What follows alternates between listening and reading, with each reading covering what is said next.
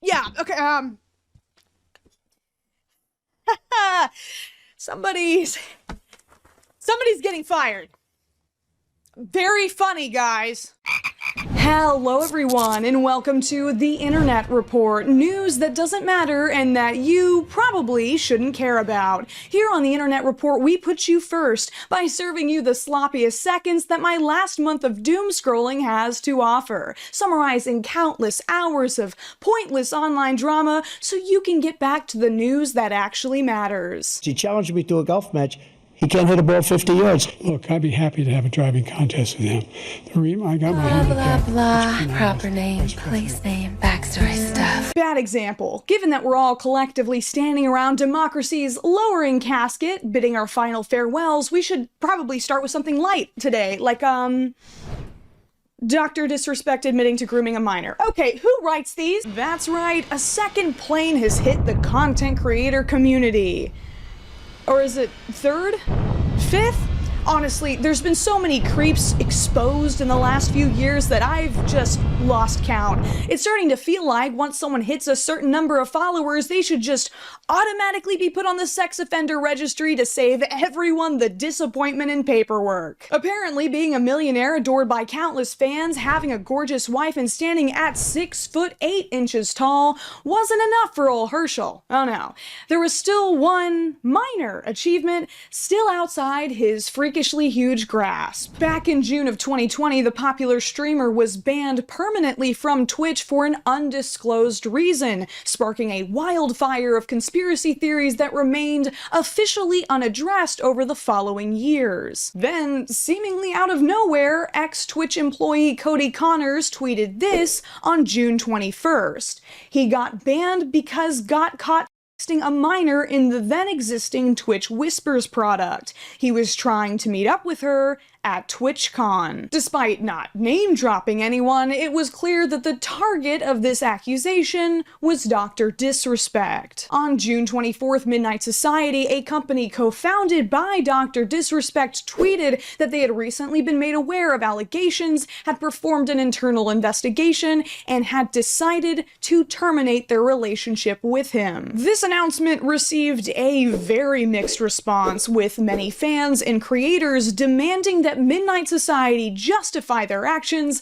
by making evidence public. But it was Dr. Disrespect Age of Consent Laws himself that would deliver the final blow to his reputation on June 25th. Hello, I'd like to make a quick statement. Let's cut the bullshit.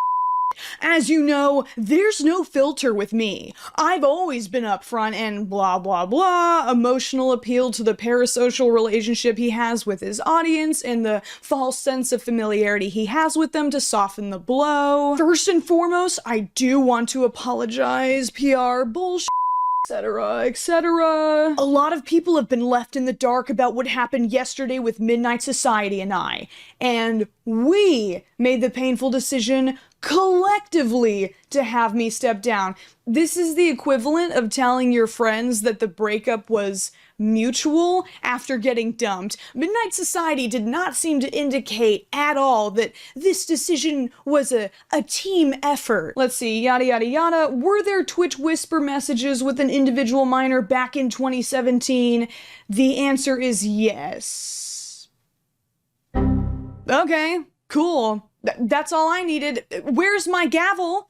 Case closed. Seems that Dr. Disrespect, the institution of marriage, also realized how bad that line sounded because he went back and edited out the word minor exactly a minute later, only to panic and change it back when he realized that the editing history of tweets is completely public. Now, this statement is extremely long and filled with super edgy catchphrases like, "But trust me when I say this, to all my haters that live and breathe social media with zero real-life experience, I don't give a f*** about you."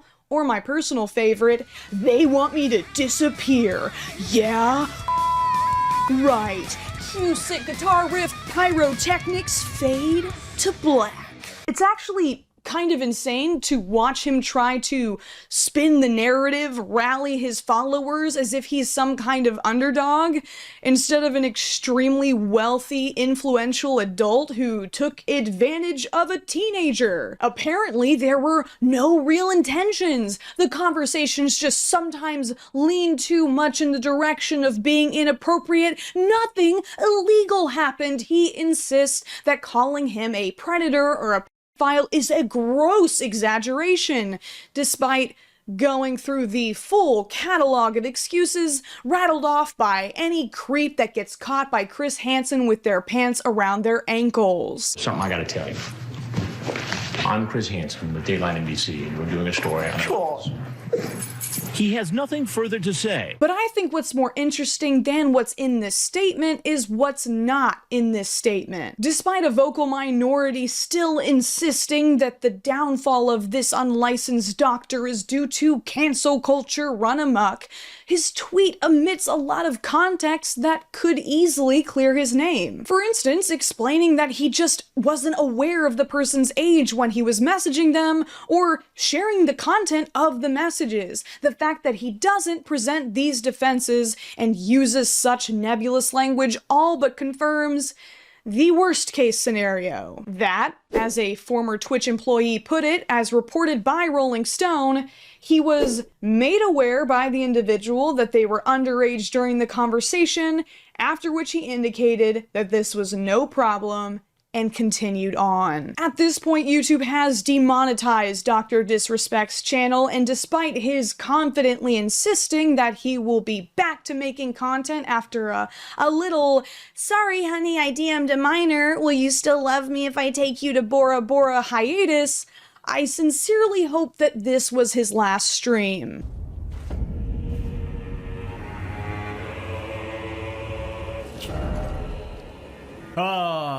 Sort of a planned vacation coming up, and I think I might just extend that starting now.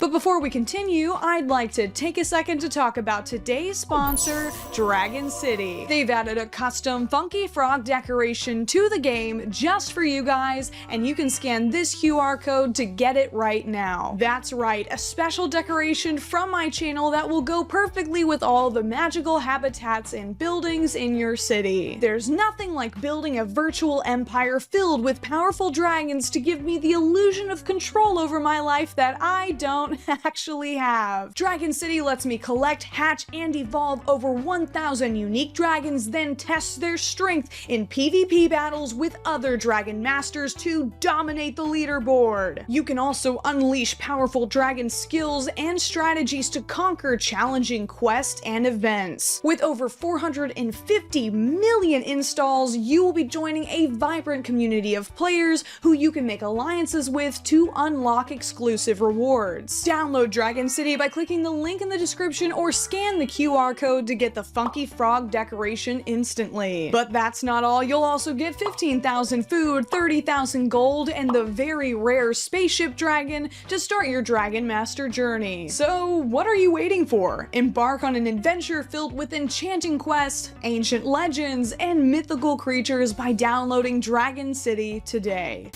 Now, if you're as chronically online as I am, you might have seen the names Brooke Schofield and Clinton Kane floating around. Actually, I don't even think you need to be that chronically online. It's been everywhere. Brooke Schofield is the co-host of the popular podcast Cancelled and ex-girlfriend of largely unknown, allegedly Australian artist Clinton Kane, who recently posted a TikTok with the caption, "When you've been over the relationship for 2 years, but she won't stop yapping." Part 7, you guys. He said she can't stop yapping. I'm like, I will show you yapping. This prompted Brooke to release a 13-part series on her TikTok detailing Clinton's behavior during their relationship, but don't worry, if you felt intimidated by the wall of white robes, I'm gonna break everything down as quickly as possible, and then I'm going to never think about either of these people ever again, because at this point, I know more about their lives than I know about the lives of my own flesh and blood relatives.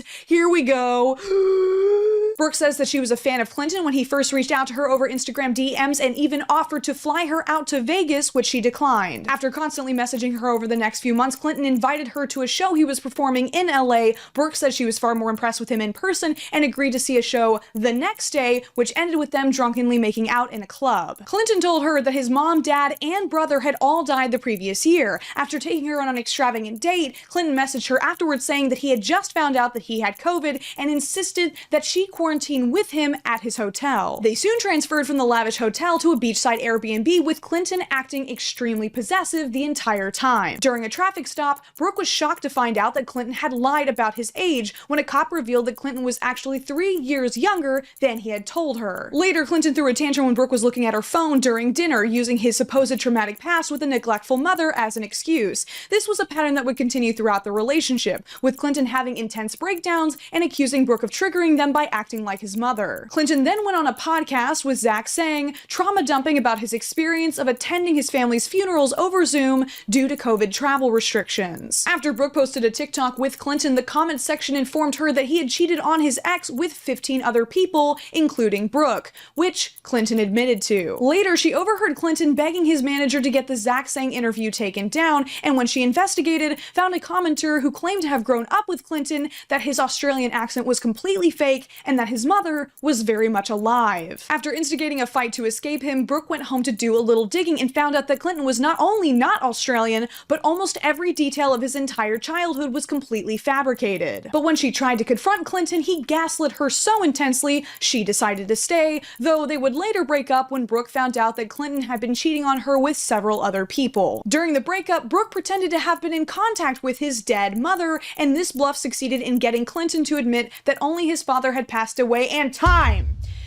How did I do? Clinton has predictably turned off the comment section on his newest post, and in a recent interview claimed that he'd only said he'd lost a motherly figure, not his actual mommy. Everyone, my mom's dead.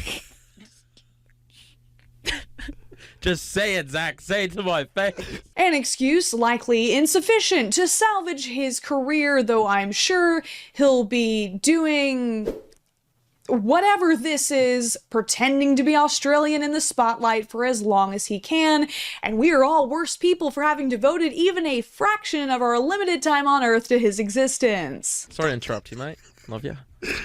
Also, that was the strongest your accent's been since you've been in here. Yeah. It sounded pretty American until you just said sorry. Oh no! My bad! Sorry, mate! Kangaroo, kangaroo, crocodile, kangaroo, a dingo ate my— There are so many wonderful words that begin with the letter N. Neurodivergent, narrativization, nephrolithotomy, they roll off the tongue nicely, don't they? Out of all these words, there's just one that's off limits if you don't meet a certain melanin threshold. But that forbidden fruit turned out to be too tempting for Lily Gaddis, conservative pundit hopeful and trad wife poser who casually dropped the no-no word during a cooking video posted to her TikTok account. I'm sick and tired of all girls getting blamed, or like guys, certain guys, thinking that all girls are gold diggers. I don't know if it's because you get your information from those street interviews in like Miami at 3 a.m. outside of a nightclub. You're getting the opinion of some dumb immigrants fresh off the boat looking for a green card. Wow, great start. So if you want financial stability from a partner, you must either be promiscuous or an immigrant. So write that down. Everybody I know who's married right now, they're married to broke ass. Uh-oh. Whoops-a-daisy. Someone just got their invite to the potluck revoked. No more deviled eggs or Jell-O salad for you, Missy. I love how she started stumbling over her words as she got closer and closer to saying it. Come on now. Don't be shy. All I ask of a man is that you're competent, you're not a pussy. If somebody broke into our house at 3 a.m., you would know how to grab a gun and shoot a mother. I don't give a about your money. My dating history consists of all broke guys. Isn't that interesting how you were able to communicate the exact same thing the second time? without using a slur, but see, that's the thing. Lily needed to use a slur because she's been begging for the attention of the far right for a while now, trying to become the next knockoff version of Pearl, and she wasn't getting results fast enough. So what better way to speed things up than to post herself dropping the N-bomb and wait for an army of unhooded Klansmen to white knight for her? So a recent video of mine seems to have upset members of a certain community, and all the backlash just really made me, just really do a deep dive, like do a soul search. And after all that, I still couldn't find a care. Lily has made it crystal clear that she has no intention of apologizing, and why would she? She's quite literally spelled out for us that this was a calculated move to secure her position as a political talking head. Thanks, Black community, for helping to launch my new career in conservative media. You all played your roles well, like the puppets that you are. She has wasted absolutely no time hopping into the right-wing media circus, circuit, with both feet. I've always been somewhat active on social media and always super outspoken with my beliefs and stuff because they're correct. Her Twitter feed is full of all the hot button issues your least favorite family member likes to bring up over Christmas dinner, like abortion misinformation and vaccine hysteria, all peppered with a rainbow of colorful vocabulary. Her desperation to appeal to the bigotry of her audience often borders / completely crosses over into the realm of the absurd, with tweets like, "I'm sorry, but Black gays are more gay than white gays." Huh? And those sheep have been more than the illegals coming over the border. Huh? She has warped her entire social media presence to audition for America's Biggest Pick-Me, haunting the wet dreams of racist men over 35 like the ghost of Griftmas Future so she can cash in on the outrage economy. Don't even get me started on the self-affirmation and the star signs and your rocks and your crystals. These rocks and your what even is that? Like, what the And they're not even cheap either. Like, girls will spend a bag getting these stupid gay crystals and rocks. And then here's a damn ass gay damn ass rock. She talks like a middle schooler who recently learned a new swear word and keeps repeating it in class while anxiously looking around to make sure all the other kids are laughing. So all those nerds in high school, like the weird theater kids and the anime people and you know who I'm talking about, the people we didn't hang out with. Hey, you got a little thread just right there. Can I get that for you, please? So they've grown up now, and they're the ones making the laws. They're the Mark Zuckerbergs. They're the Faucis of the world of nerds. Don't worry, if you just hold still for just a second. They're the theater kids who grew up, and now they're telling me and you what to think. They're telling me and you what to do, and they're making the laws in this country. Well, it's time to stand the up and stop being scared. Like, why are we scared of these people? There, got it. Wow, that was driving me crazy. Anyways, what dumb were you saying? Hey, America. Hey, people not having kids. You are some stupid motherfuckers out there. You're getting married. You have some fucking dog in a stroller like a We're letting the birth rates decline, and I'm speaking particularly to white people. So today, I want you to take the time out of your day to thank a single mom, because us girls getting knocked up, we're the only ones helping with the declining birth rate. Did you just try to sneak in a little dash of the great replacement theory right there at the end? You naughty girl.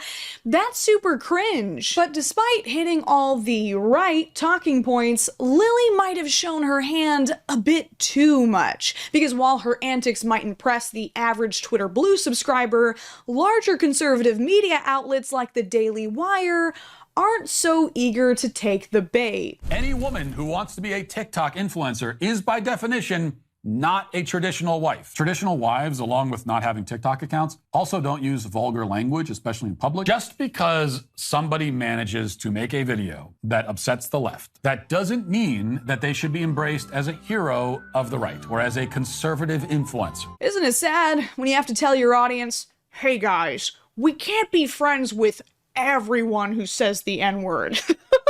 In attempting to be as non-PC as possible, Lily has made herself so unpleasant that even Matt Walsh got the ick. This seems like it could be a case of Icarus flying a little too close to the big red sun, and her ticket to ride the conservative carousel of podcasts and interviews and live streams might be a short trip instead of the long-term gig she was hoping for. Lily will probably try to milk every last possible cent she can out of this brief moment in the spotlight. She has to, given that her digital footprint has not only costed her her job, but will likely prevent her from securing a normal 9-to-5 ever again. Now it's time to announce the Internet Idiot Award, a segment where I barely disguise my unbridled rage against online stupidity with an official ceremony. And today's winner of the Internet Idiot Award is...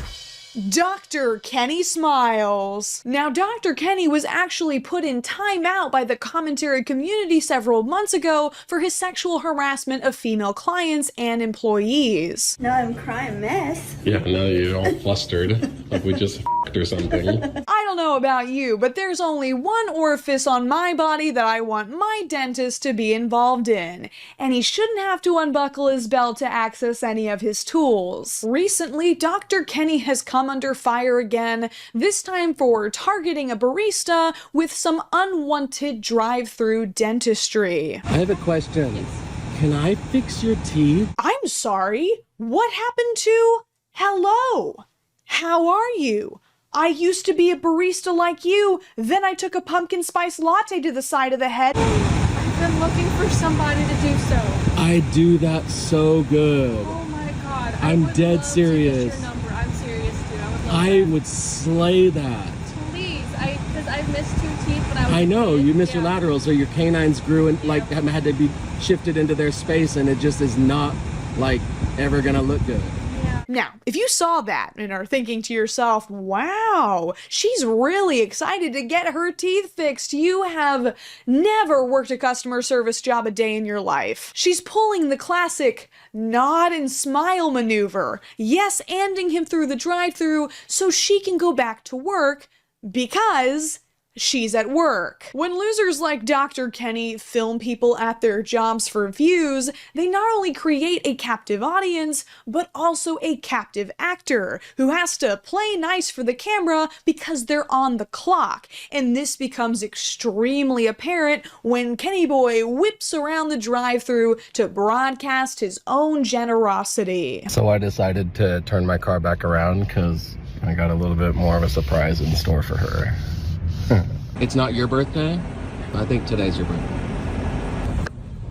Here it comes.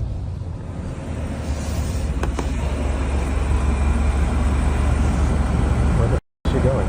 If there was any doubt that this girl was uncomfortable with their interaction, she literally flees from the window when she sees him and gets her manager. I already drove through the line once and told her I could fix it, but I wanted to drive through it again and actually surprise her with telling her I'm not going to charge her for it.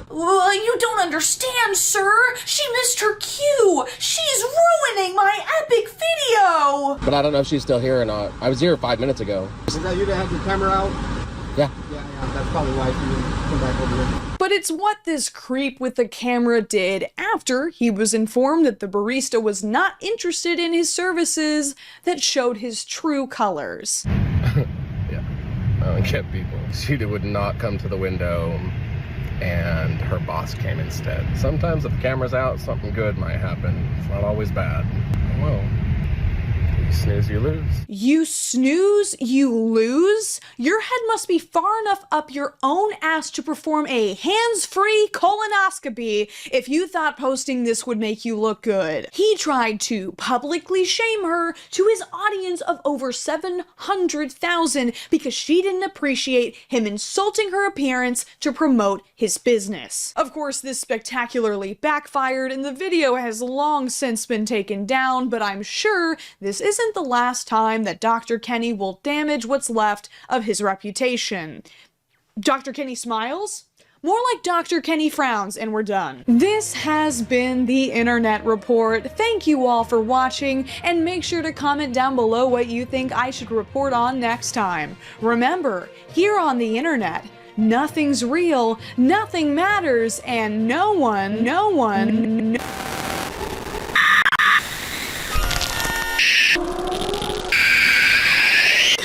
No one can be trusted. Goodbye.